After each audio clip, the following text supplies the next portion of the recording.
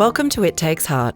I'm Sam Miklos. And I'm Kate Coomber. We hope you enjoy these incredible stories of healthcare professionals making a difference in communities across Australia and beyond. Through our conversations, we look to celebrate the spirit of community and care.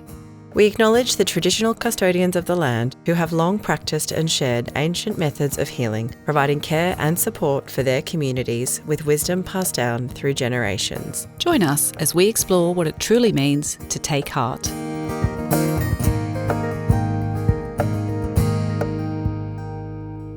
Today we get to speak to remote and emergency nurse David Maxwell.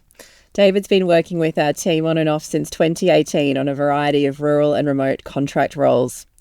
In 2023, prostate cancer survivor David launched a local initiative in Cairns called Planet Prostate to help raise vital funds and awareness for the disease that impacts 1 in 5 men in their lifetime. Our team described David as a dedicated nurse who makes it his mission to fully understand the culture of every community that he supports, and he's always straight to the point. Welcome, David, to the It Takes Heart podcast. Hello, thank you for having me. Fantastic. Thank you for coming, David. I guess I'd love to know... Go on, what was that? I'd like to say first, I'd like to pay respect to the elders, past and present, on the land on which I am and where you are. I'm in Gimli, on your dingy country, and very happy to be home briefly. I love that. Thank you. So home for you is Cairns at the minute. Yeah, and you've just Cairns or Gimli, and you've just come back. So tell us about where you've been in the last few months. So at present, I'm working in Bamaga, which is in the Northern Peninsula area, which is basically the above, basically from above Mossman, sort of Hope Vale, all the way up to the tip of Australia on Queensland side. And I'm working at the moment for Queensland Health in their release pool in a primary healthcare centre, And can you maybe paint a bit of a picture of what that's like? You see that it's very, very far north. What's a day look like? You know, what's a day in the life of that role? Oh, it's mostly standard sort of health checks, primary health care. We do have a hospital where one of the 2 facilities in the Northern Peninsula area that are lucky to have a hospital. Ours is the closest. It's literally, 2 minutes down the road drive. So in my present role, I don't see an awful lot of emergencies. Because we have a Queensland ambulance service that's attached to the hospital there and that sort of thing. But it's basically dealing with the day-to-day. I'm now moved into a role where I'm still learning about chronic disease. So I'm managing portfolios around sort of the renal, the cardiovascular, and the RHD, rheumatic heart disease, that is. In which I'm responsible, not solely, but as one of the nurses. I was there for the last 3 months. I was pretty much on my own. So doing sort of stepping across 2 roles and was the only nurse really responsible for giving the Bicillin injections in that facility, and then had to enlist the help of others, either the hospital or other nurses in different fields like the diabetes educator to help me when people didn't want to come and see me. And what's Bamaga like for people who've never been there? Which is probably many. It's like nowhere I've ever been. It's beautiful. But the NPA where I am consists of 5 communities. So Bamaga's the biggest, which I just thought was another lovely name. But since being there, I've learned is actually a person's name. Oh, wow. And it was created with permission of the local Aboriginal people when 76 years ago, the start of the sinking of Saibai basically started to sink. I mean, it probably didn't start 76 years ago, but at that time it was a critical point, and a group of people from Saibai left in canoes and came to Bamaga, and the gentleman who led that was named Bamaga, and it was then they gave him this part of land, and it was named after him And his grandson is still alive today. He's 78. Wow. I actually saw him just before I left, and he's the last survivor that I know of that came in that canoe 76 years ago. How incredible. How incredible. I love that you you obviously have a real thirst for knowledge and really want to understand where you're working and understand everything you possibly can about the place, the people and the community. I think that that's something that the team have really commented on in your work that you do. I guess take us back to earlier in your career. I guess, did you always want to be a nurse? How did that start out? Where was home, and where you finally are today? Home originally, as you might be able to tell, is England. I was born there. I came to Australia in 95. It's one of those sad but productive, because I'm still here. Love stories that didn't quite pan out. So I didn't come here as a nurse. I had no intention of coming here as a nurse in 95. Were you qualified as a nurse though? I qualified as a nurse in Australia. Right, okay. So I actually studied between 2006 and 2011 in Lismore, New South Wales at Southern Cross Uni. Right. Yeah, so that came about by, I say, my previous career was hospitality events and that sort of stuff. And I was itching for a break, shall we say? All that. And it actually came about through a associate professor I was playing rugby with by the name of Professor John Stevens. And we got talking about, what else I could do. And he suggested nursing. And we were playing rugby together, and I actually broke my neck. Wow. And was flown up to Brisbane, and in those days they had the hard collars, and they put on the hard collar, and I was getting increasing pain down my right shoulder, and they padded it. They'd given me a lot of morphine, and I wasn't really working, and I was still awake, and they were quite surprised. And so when I got to Royal Brisbane, that was a Saturday afternoon. That happened Sunday morning. The consultant came and saw me and said, you've got a stable spiral fracture in and out. It was a C6 fracture, no deficit, and still had the hard collar on. And I said to him, I've got this pain and tingling down my right arm. And he said, it's probably, just the injury. And I said, okay. He said he'd wait and see if it dissipated. And I just had this feeling it was the collar. But everyone back then was really reluctant.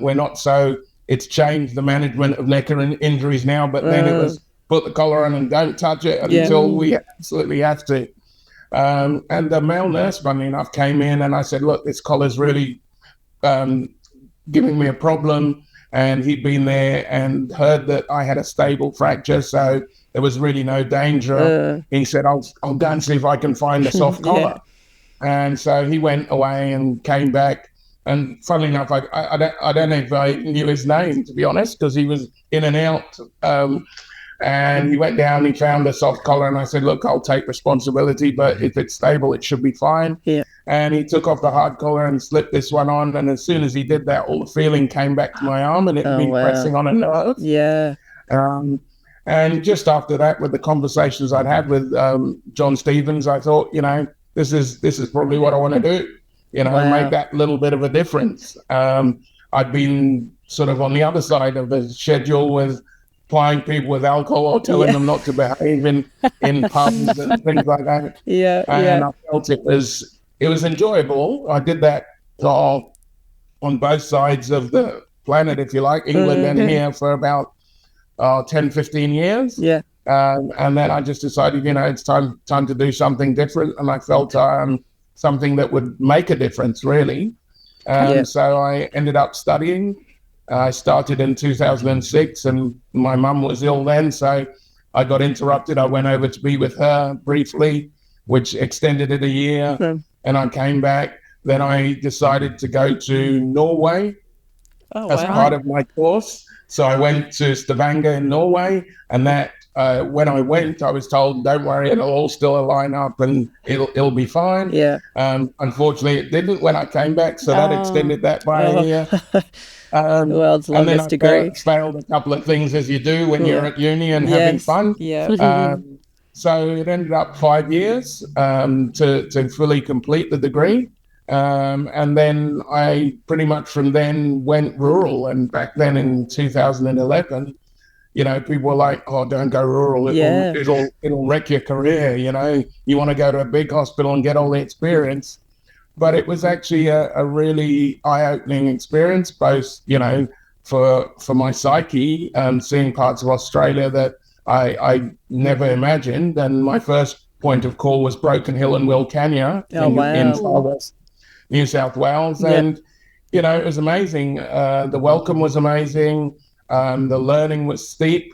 But, it was really rewarding and learning how to interact differently. I quickly learned very early on, being in that sort of, you're 200 kilometers away from your nearest hospital. So we were also the ambulance as well. Yep. We had other people driving, but we were actually trained up to use the ambulance and do all that sort of thing. And Royal Flying Doctors used to fly in when they could, or we'd do 100-kilometer each way, mid-road transfers. Halfway we'd meet a Broken Hill ambulance, halfway down, transfer in a sleigh by, and do those sorts of things. So it was really, really turned your perspective on your head, if you like. Because I was just going to say, because that's very early to go remote. Yeah. Like, and a lot of people. Like, what prompted you to actually do that? Well, for me, it was, how far could I go? It's like, if originally, I guess, in my head, in an idyllic way, I was like, I could be a nurse. And then, when I get trained later on, I can go and help in disasters and do all this sort of thing. And so I thought, well, if I'm going to be a nurse, how far can I go with my placement? So I actually went in 2008, while I was still at uni, was the first placement in Broken Hill and Wilcannia. And I had a very supportive boss. So when I graduated in 2011, I asked, would they have me back? Applied, and they said yes. I went back. And so as a new grad in Wilcannia, I was very well supported. I wasn't left out on my own. Yes, there were ups and downs, but there was the support there. And because it was close by, you generally had, a doctor who stayed around back then. And you had senior nurses in the community you could call if something really went wrong. Yeah. But I was quite lucky there.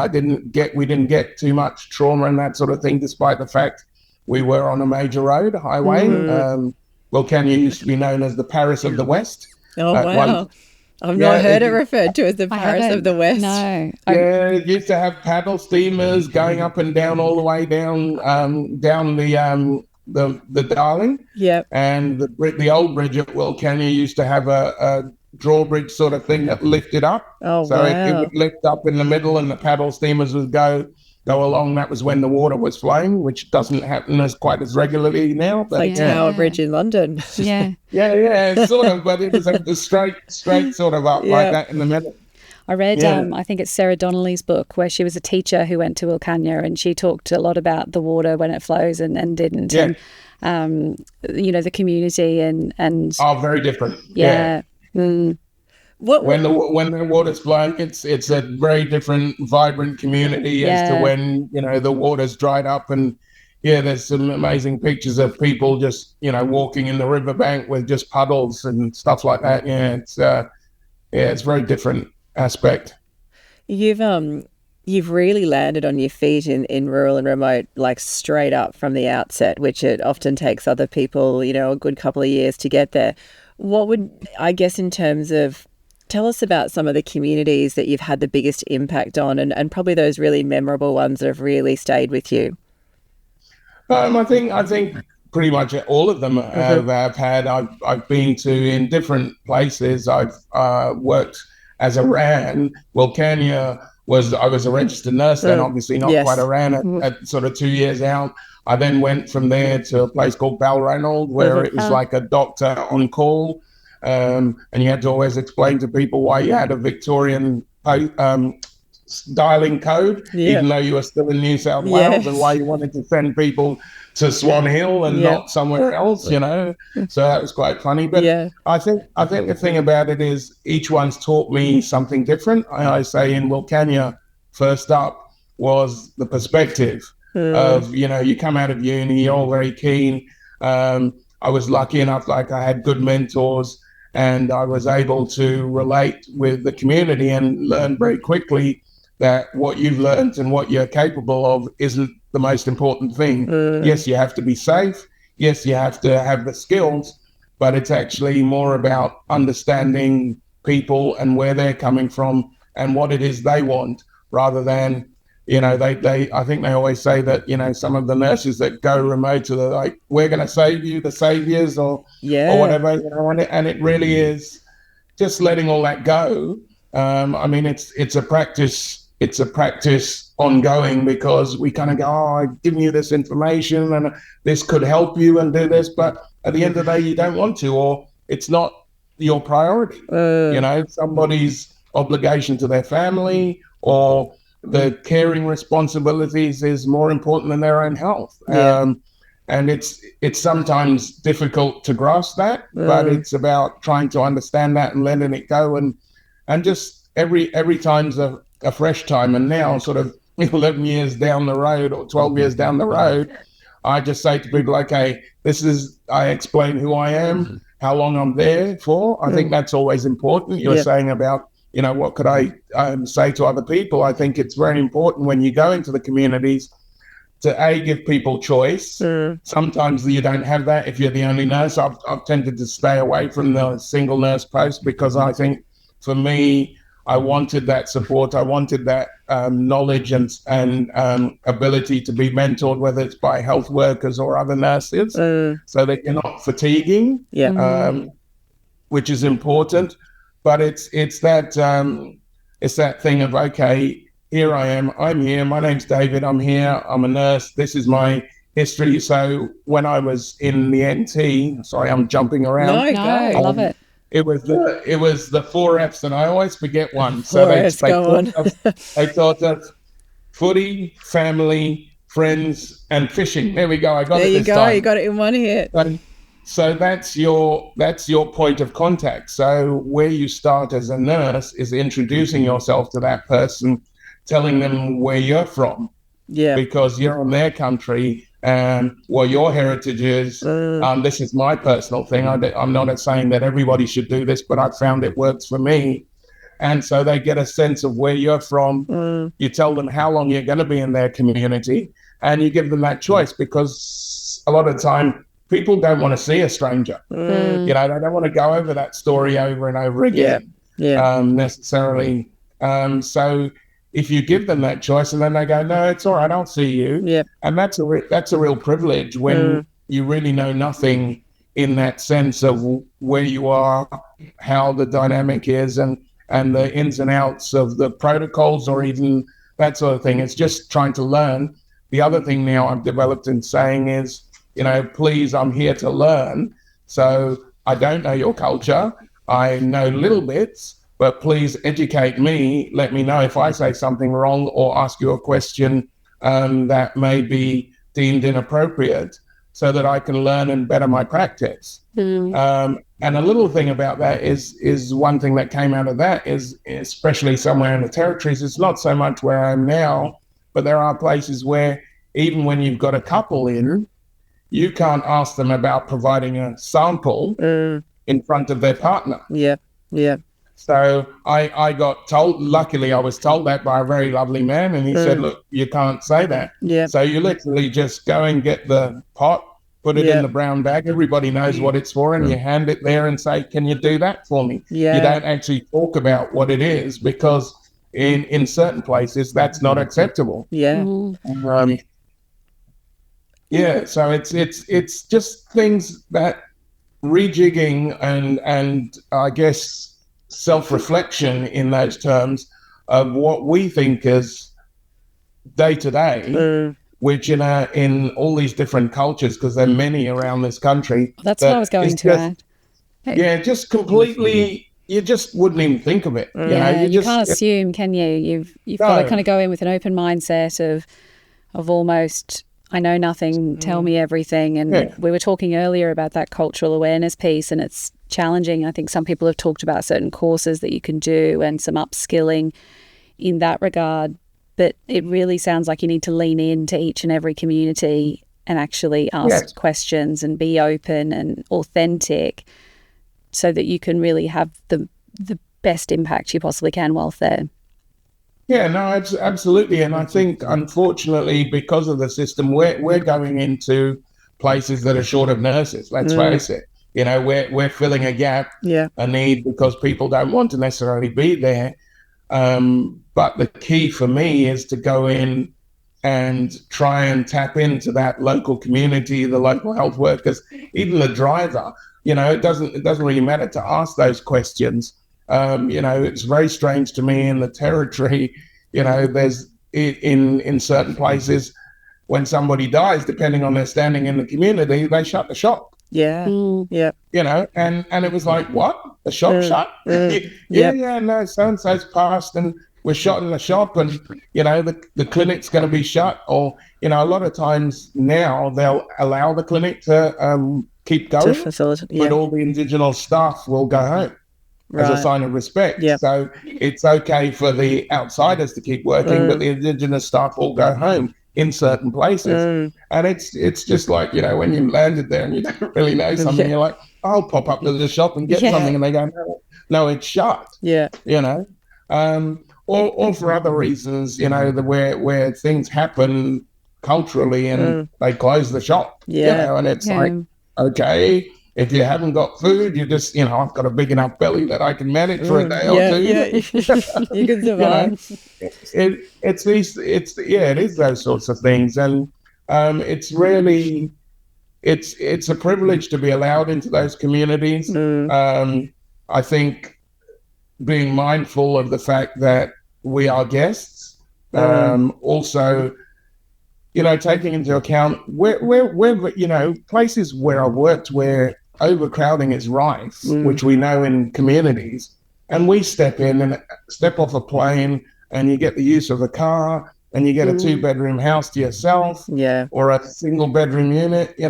I was in a 3-bedroom house living next to people who had 20 people in a 2-bedroom house. Wow.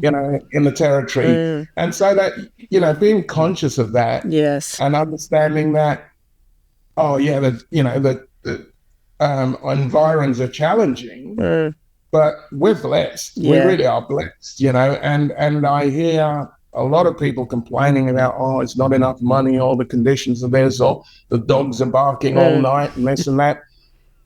Someone's partying down the road. And I get that, because, we do have to get up and we have to go to work. But what you have to understand is the rest of the people have to deal with this when we've gone. When you're gone. This isn't something that they've cooked up to upset us. This is the way the communities live, A lot of places, when it gets really hot, no one gets up in the day, and they get up at night, and they have to basically live their life back to front because it's too hot. Yeah. You've also been, you've been so involved in the communities you've worked in. And is it true that in one of the communities you were offered, was it a permanent role or a longer term role, and you actually went and spoke to the elders in the community to see if you had their blessing? Is that correct? That is actually correct. Tell us about that. So that was in Nooka. You guys had sent me there as a RAN, and the possibility came up to have a full-time role.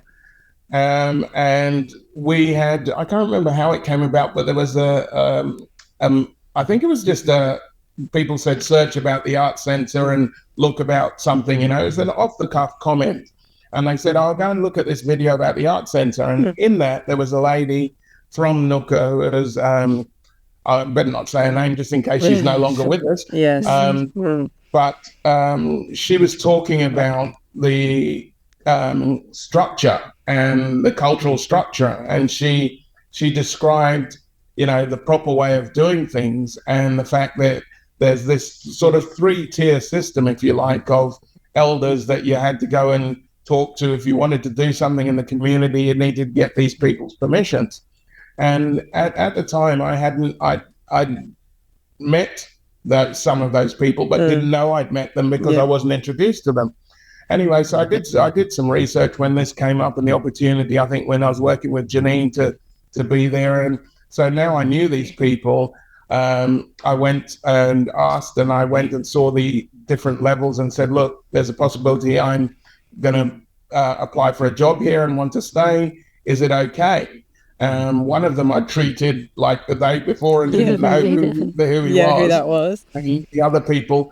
And they was like, we're happy to have you in your community. And I said, I'll be applying, but I wanted to talk to you first. And generally when I go to places anyway, I try to seek out either the, local land council, if you like, or someone, an elder in the community, and introduce myself. Sometimes that's done for you, but generally, I think it's important to just go out and say hello, whether it's a council office, and say, I'm your new nurse. Yep. I might only be here for 2 weeks.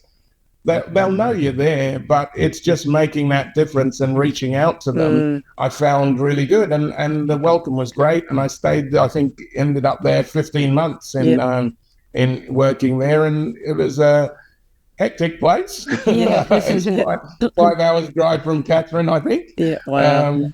So but it was enjoyable, and I tend to measure my contributions. I think leading back to that question about the impact is less about what I do, but how community relates to me.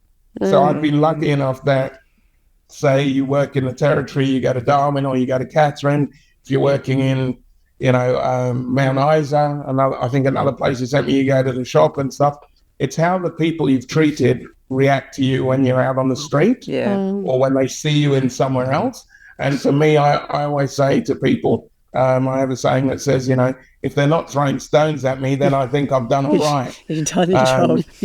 Yeah. I guess with that notion, are there places, and sometimes you go on contract when maybe it just isn't right and it's not the right fit? Yeah, I think it is. There are, and it's about being aware. And I think part of that is that connection and talking to people about what it is they want.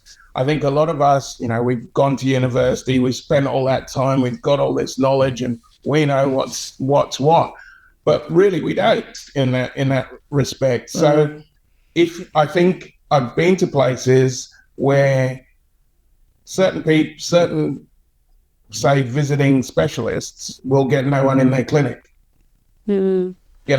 And certain other professionals will find it hard to get people in, for certain things. Why is that? Why? Well, it's about, like I say, it's about the connection. If you're approaching stuff from a point of view of, I've got the knowledge, you need to listen to me. It's not going to work. When I was leaving uni, to give an analogy of this story, after I left uni and had been to Wilcannia, and this was in my first year, which impacted this quite a lot, one of the lecturers who I didn't know had done a survey in the Indigenous College in Southern Cross in Lismore about the understanding of diabetics about their illness. Because there was this perception in the medical profession, they don't know, that we've got to chop off a toe, then we've got to chop off a foot, then we've got to chop off a leg. So they mustn't know, understand. And what he found in his research, that they understood very well, that they'd seen it all, they'd had relatives from doing that and all this sort of thing, but they were looking at what pleasures can I get out of life? And making choices like the rest of us, because let's face it, antibiotic resistance didn't start with the Indigenous community. I know, I'm guilty of that too. And then I feel better, I don't think I'll finish the course, or I left them at home, and blah, blah, blah. So it was that understanding that people actually knew more about their illnesses probably than their own health professionals. But the way we talked to them about it made it seem that they didn't. And so once you start to actually listen to people and understand that for them, it's less about what you're telling them. Sometimes it's a health literacy thing, but sometimes it's I've got more important things to deal with. This isn't my priority, you know. And certainly, just recently, where I've seen that with a couple of people with coming home to pass away. You know, that is a major priority. Yeah. Everything centers around that and stops for that. And, you know, everything else, you know, I don't have an appointment. You know, I've got an appointment for my heart. No, I've got to cook a meal for my uncle who's 90. He's 90. Yeah. You know? And you go off and you see someone, they're like, no, I'm not coming to that appointment. You go, okay, that's all right. I'm not going to give you a hard time. Just let us know when you're ready and when you're back. And I think that's the hardest thing for us as health professionals, because even the ones like myself with the best intentions, want to help. Not that I always have the best intentions, shall I say, but you know, it's that. But I know this will help. Yes, I know this could make a difference. And it's like, yeah, but that's not the thing. What's going to make a difference for this person now is kind of saying, I'm here when you're ready to come back. Yeah, you know, or even giving little kids who've been brought in for their jab and have no choice about having the jab, letting them say, which arm do you want it in? And you get little kids go, what? You know, and they look at their parents and they, which arm? It's, you know, you're going to have the injection because mum says so. But where do you want it? Left or right? A little bit of control over the outcome too. And it's those things. It's about giving people options when they have none, and that leads into what you're talking about with the male, female. I was just going to say, you know, and we know that men's health, I guess, is you know, important to you. You came and spoke to the team last year, and we mentioned in the intro. You launched the initiative Planet Prostate. I guess I'd love to hear a little bit about that initiative and what you hope to achieve, but potentially also the impact that you can have being a male nurse in some of these communities. You talked earlier about the men's business, the women's business, and obviously having that different person there who can add to the community. Yeah, I mean, it is. It's a case of sometimes you've got to use the facilities you have. So let's face it, there's very few male RAMs. There's probably even fewer male midwives, but they do exist. You know, I listened to a great podcast from a guy who's in Arnhem Land somewhere, and you know, it took him 2 or 3 years, he says, but you know, he worked at it, and now they're kind of, no, we want him. Yeah, you know? Yeah, I bet. And you know, I've had instances where I've been, shall we say, caught off guard by the willingness to sort of show their injury or something without kind of warning. Yeah, you know, like, whoa, okay, all right, you could have sat down first and described something. You know, hello, I'm David. and, you know, it's that's surprising at times, but generally, I've found, to be honest, the best. I guess the best way of approaching it is again going back to that. Are you happy to see me? You know, there's been times where I've got, you know, obviously being an older man, I didn't always have the beard, so I could get away with looking a bit younger. Now they're going, oh, you're an older man now, and which is kind of good because they don't feel like I'm a lot younger than I am. So it's getting, you know, you get say a 25, 30-year-old woman in, and you say, are you happy to see me? And they go, yeah. And you go in and you start to do their obs, and you just notice that they're not connecting. They're feeling like, you know, the body language, not that I'm a great believer in body language of its own, but it is very important in communities. In fact, they you know, express that body language is more important than talking, in a lot of ways. And so you just go, you know, are you really happy to see me? You know, there's a lady down the hall, I can get her to see you. And I go, oh, no, it's right. And I go, yeah, I know it's right, but you have the choice. And then they might go, oh, okay, I'll see the lady. But in certain places, I've been told you can't do that. You know, you're the nurse. Just tell them you're the nurse. Yeah. And I think that's part of the problem that happens with health is we're vulnerable, all of us. When we go in, we're looking to our health professional to provide answers, to provide support. But the dynamic is skewed. You're unwell or you're feeling off thing, you're vulnerable. If someone can say, like, you could have done this better, or, why didn't you take your tablets? It's like, what's gone before is gone. Okay, you didn't take your tablets. Okay, this is what we need to do with it. We need to explain to you maybe, if you'd finished the course, we wouldn't have this. We do this a lot with the SAWS and the bicillin. Because the choices for that treatment are either a bicillin injection or a course of syrup for kids. And so I try to say to the parents, are you sure they're going to take 5 or 7 days of syrup? If they're not, I know it's painful and I know it's traumatic for the child, but give them a bicillin because it's done, it's over with, it should do its job. And more importantly, it's quicker to protect against something like rheumatic heart. So it's those kind of choices and dealing with those sorts of things where the difference is made in increments. There's going to be people who may not like you for being there, but let's face it, as RANs and primary healthcare nurses, our job is to do our job so well that we're not needed. We're always going to be needed, but the primary healthcare principles is that all goes back eventually to community and becomes community controlled and organized and whatever.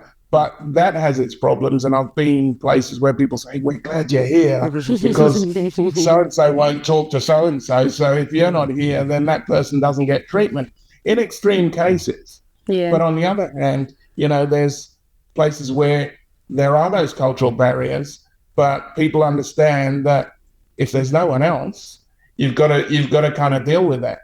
I will say, I won't do an ECG on you unless it's a life-threatening thing. It's not life-threatening, you just need a routine ECG, I'll get you a lady. But if you drop on the floor and you need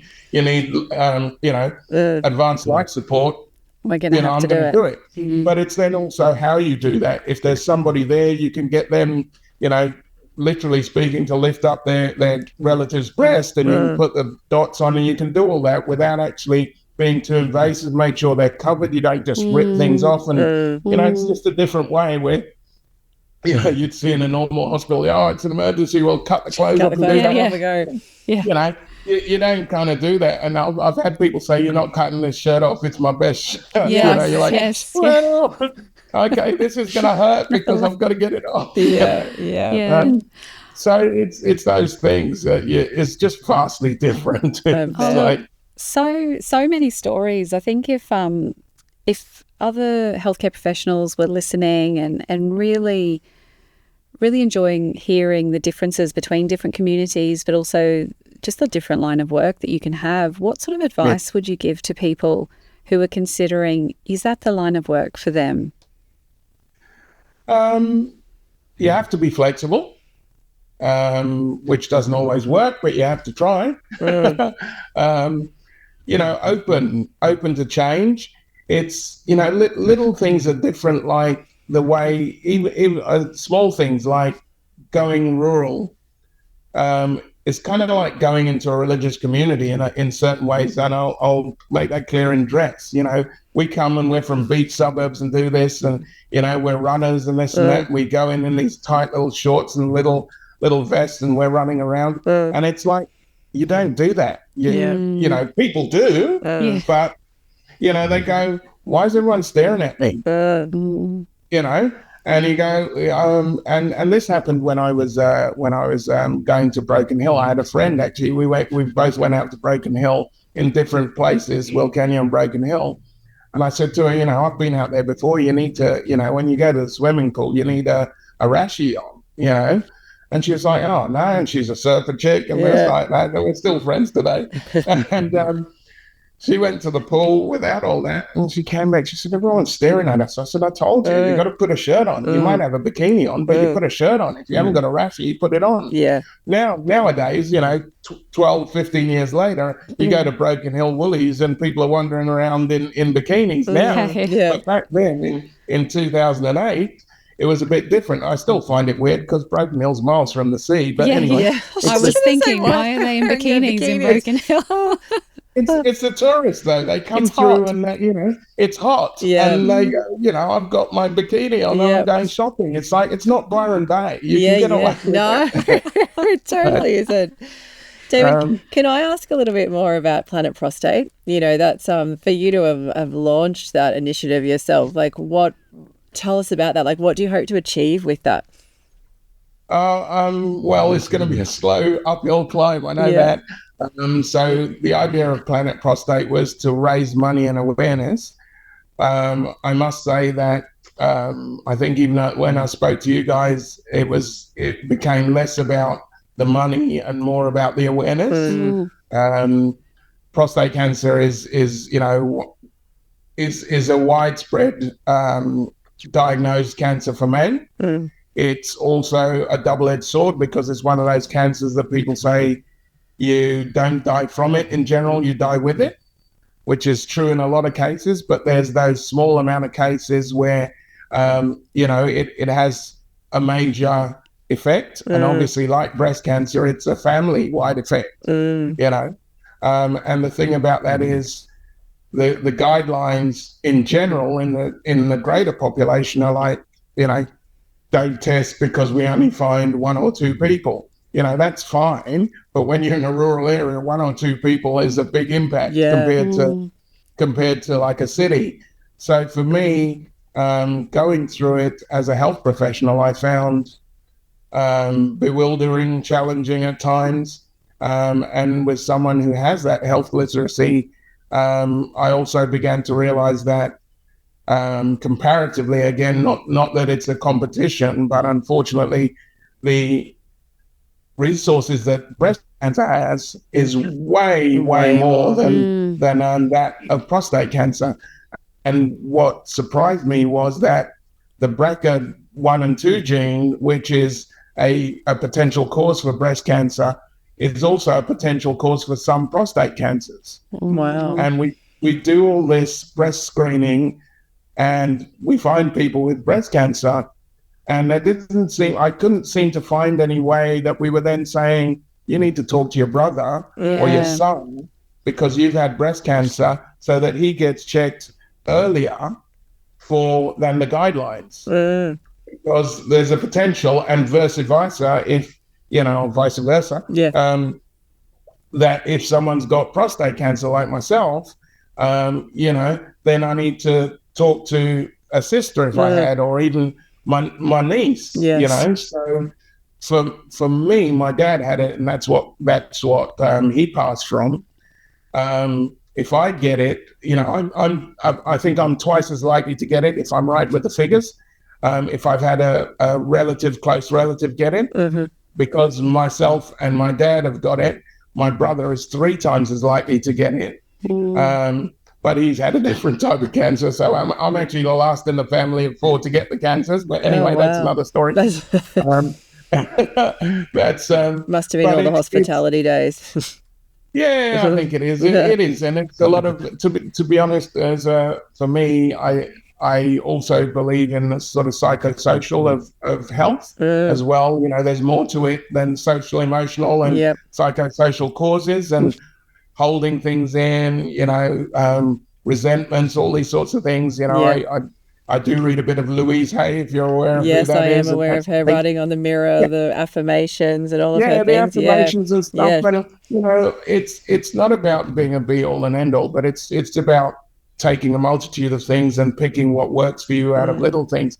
But coming back to Planet Prostate, it was that speaking to my cancer nurse, I think they said at the time there were maybe 12 or 14 prostate cancer nurses dotted around. And in Cairns, there's 2 nurses that job share, and they have possibly 300 clients in the far north Queensland. Wow. And so the idea of Planet Prostate was to raise awareness, get people talking, hopefully raise funds as well. It hit a bit of a snag because I got the blessing of the Prostate Cancer Foundation of Australia, and I was also working with a small charity here. But there's all these rules about doing raffles and things like that. Mm-hmm. And as a small charity, you're unable to do a nationwide raffle because you have to have financial footprints in the states that you're doing it, right? Or at least be with like a Commonwealth Bank or a ANZ Bank. So these are all things that I learned. But the whole thing is about raising awareness and getting people talking about it in the same way that we talk about breast cancer, and eventually, hopefully, although it could take a while if I keep going, getting a sort of pink test thing going on. Yeah. You know. But my idea is I've been playing with ideas, and this year I haven't started yet, which I should have done. Coming up with do a dad for prostate, which is going to be hopefully donate $1. Yeah. So do a dad for prostate, and then the plan with the pink sort of test thing was eventually to make connections with both the NRL and the AFL because their seasons finish roughly at the same time. Not the final stuff where it's really important the people there, but generally the last game when they've had the Pride round, they've had the Indigenous round. Yeah. Nobody has a round at the bottom end. Yeah, that's so true. So it's like, you know, it's hopefully the bottom end for prostate. You know, and that would be the idea. That's a good marketing tagline there, right there. And then just to get people, because cost of living as well, you know, I've had this discussion with the Prostate Cancer Foundation and other charities. You know, we tend to sort of put up these things and you go on and you get a link and it's like, give $50 or less, you know. And so people go, oh, you know, because we're not paying our mortgages and stuff like that. Yeah. So my idea was to say, give $1 or $2 and to get 10,000 people giving $1 or $2 rather than 50 people giving $50. Yeah, that's fantastic. And people won't miss that. So that's the idea that I'm trying to develop. And hopefully, if we can get those codes together and other codes, I did try and get in touch with the Wallabies actually because they had the Rugby World Cup in September, and I was trying desperately to make contacts with them because one of the stand commentators, Justin Harrison, is an alumni of my university. Oh, there you go. That didn't really work, but you know, it's you can't expect to do it all in the first year. That's it. We'll have to think. So who do we know? Who can we connect? I mean, it's just about connecting. But you see, it's also difficult because what I'm learning as well is a lot of charity fundraising is dependent on individuals.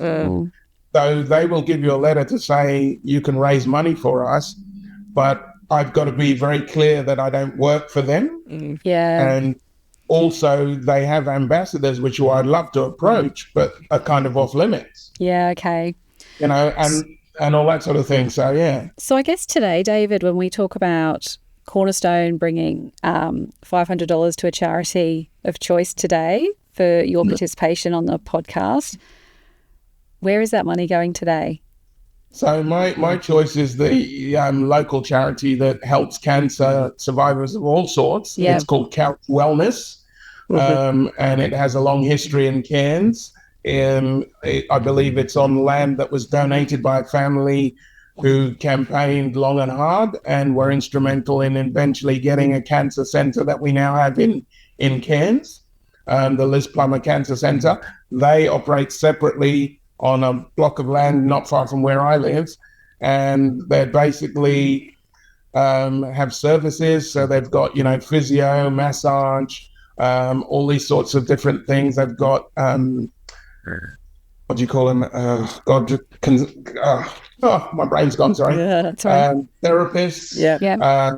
You know, psychologists. You can access. They run a little cafe. It's in a very lovely little courtyard area. You can hire the buildings to support the charity.